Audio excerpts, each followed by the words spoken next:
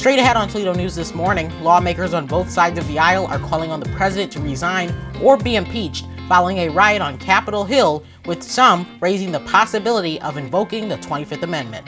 Plus, Toledo police make 2 arrests in 2 separate cases, with one dating back to 2017. Find out where one suspect was located and by what agency.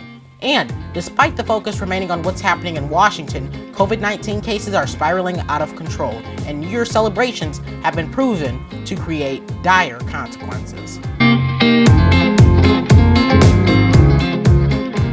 Good morning, I'm Jaden Jefferson. Thank you so much for joining me for your latest headlines on this Saturday as we conclude the first full work week of 2021. We start with continuing coverage of a day of chaos on Capitol Hill. As cleanup continues within the halls of Congress, lawmakers are calling on members of President Trump's cabinet and Vice President Mike Pence to invoke the 25th Amendment, which would remove President Trump from office. Lawmakers claim the president isn't mentally sane and his role in the attack on Congress are enough reasons for him to be removed, that is. Ohio Senator Sherrod Brown is one of the lawmakers calling for the 25th Amendment to be invoked.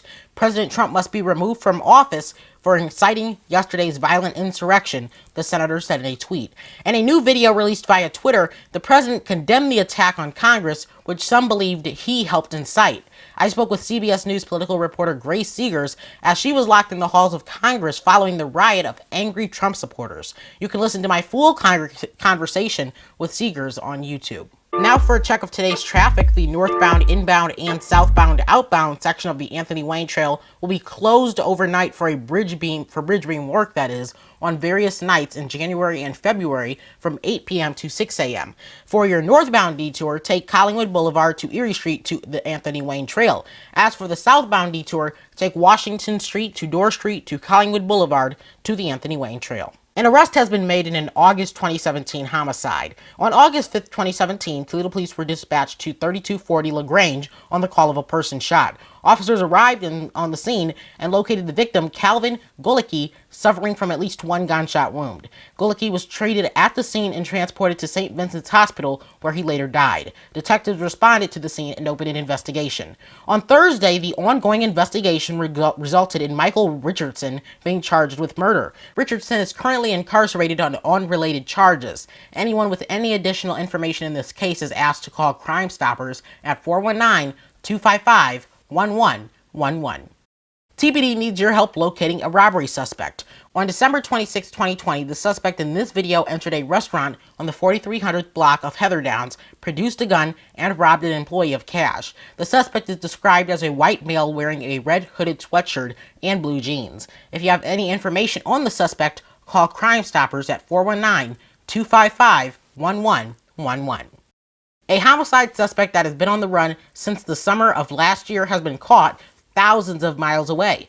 On July 1st, 2020, Toledo police were dispatched to 949 Fries on the call of a person shot. Officers arrived and located the victim, Marquise Robbins, inside the residence suffering from at least 1 gunshot wound. Robbins was treated at the scene and transported to Toledo Hospital, where he later died.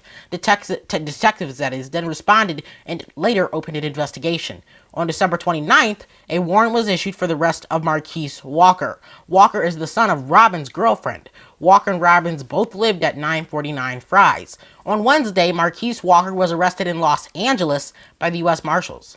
Thursday, the U.S. reported 4,000 additional COVID-19 deaths, and New Year's celebrations are one of the contributing factors. On the state level, Governor Mike DeWine is offering a new incentive for schools to return to in-person learning on or by March 1st. The governor says that schools that return to in-person learning by the start of March will be given the opportunity to vaccinate their staff, including teachers, custodians, and others. The City of Toledo's Human Relations Commission and the University of Toledo will be co-hosting the annual Dr. Martin Luther King Jr. celebration on Monday, January 18th at 10 a.m.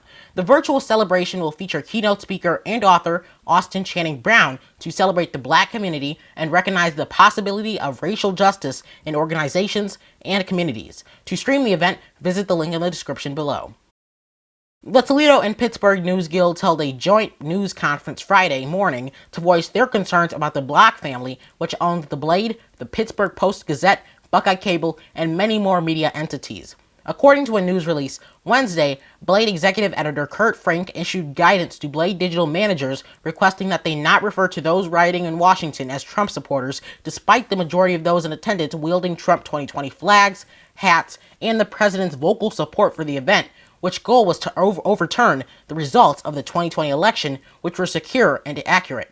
Blade reporter Jay Skiba says that a Facebook post by Susan Allen Block, wife of Black communications owner Allen Block, wasn't the first instance of problematic action taken by the Block family that has affected the Blade and Pittsburgh Post-Gazette employees. Look at what's happened over the last couple of days. None of it affected me directly or my work directly, but I can tell you yesterday, I worked in the Blade for 7 years, and yesterday was the most upset I've ever been. There's just certain lines in this business that you just don't cross.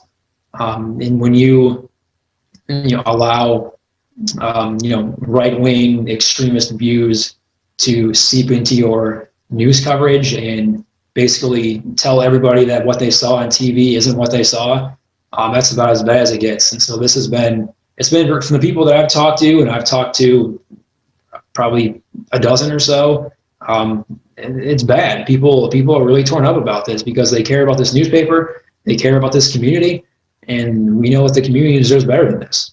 Thanks so much for joining me for your latest headlines on this Saturday. I'll see you back here on Sunday.